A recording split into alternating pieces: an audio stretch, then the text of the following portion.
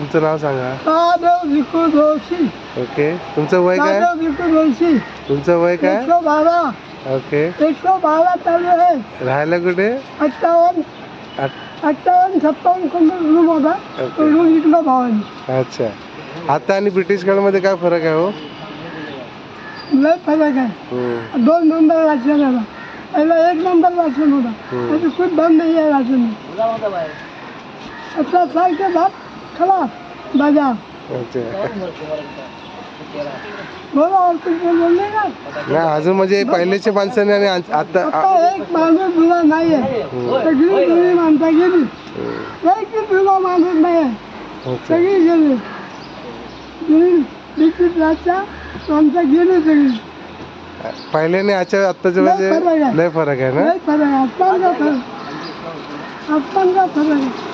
आता यंग पिढीला तुम्ही काय काय सांगणार आहे ते सध्या म्हणजे काय करायचं का कोणती सेवा करायची आई वडिलांची सेवा करायची की नाही करायची? आई फक्त आईची सेवा करा. अच्छा. वडिलांची नाही केली तरी चालेल.